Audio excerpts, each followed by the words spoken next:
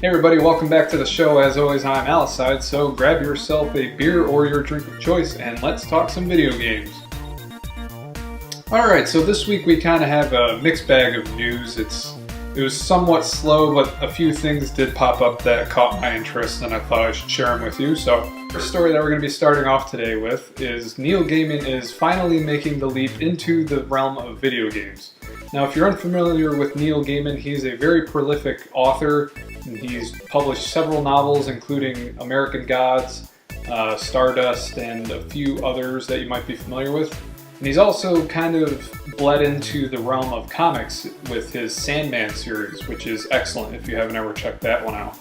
So his gaming production is going to be called Wayward Manor. He's going to be developing it in conjunction with The Odd Gentleman, which is a producer that has also worked on other titles such as The Misadventures of P.B. Winterbottom, if you're familiar at all with that indie game. The basis for the game is really interesting also. You're going to be playing as a dead person. You're basically a ghost who has haunted his old digs or his house, and your goal is to get the current family that has taken up residence in your home to leave. This sounds so familiar, I can't put my finger on what older NES game had a similar premise in which you played a ghost that was haunting a house. It's right there on the tip of my tongue, I just can't figure it out. So maybe if you out there have any thoughts on it, it'll help me tremendously. But I'll link you to the little announcement video down below. It sounds like they're going to be using Kickstarter to get this one up off the ground and running.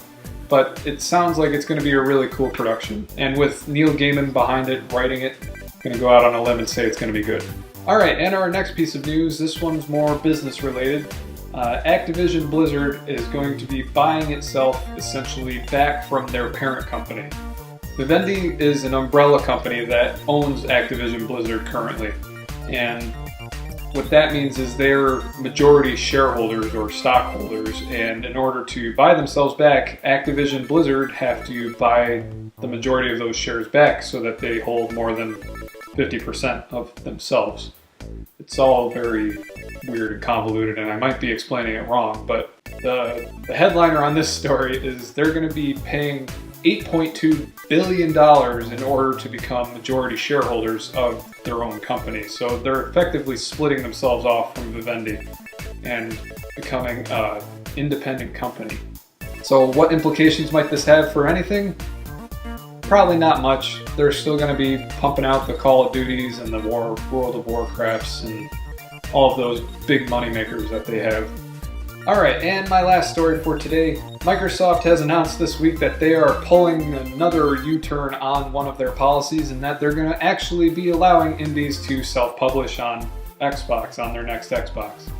And they've also, in conjunction with that announcement, have stated that every Xbox One console will be enabled for development, meaning developers won't have to use a separate dev kit to produce games. Which is great news for indies since they won't have to spend the money on the dev kit. That also means that I guess the general public might be able to pump their own code into the thing and make their own games too if they ever got that ambitious.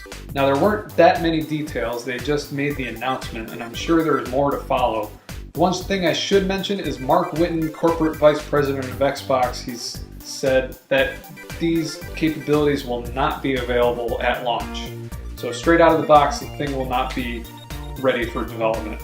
It sounds like they have yet to develop the whole policy surrounding the self-publishing and even how the development itself will work. So that's still another blank page in the Xbox One story that we need to fill out yet. But that is good news for indies. Hopefully this works to their favor and Microsoft doesn't screw this one up too. So that about wraps it up for things that I had to talk about today. As always, if I did happen to miss some major news story that popped up this week, please be sure to leave it down below in the comments. Or if I misspoke or, I don't know, missed a major part of one of the stories I talked about today, you can inform me too about that, I guess. So, thank you again for joining me. If this is the first time that you're joining me on a weekend for beer and some gaming news, be sure that you subscribe so you can come back and join me again. So until next week, I'm Alicide. Cheers, everybody, and I'll talk to you next week.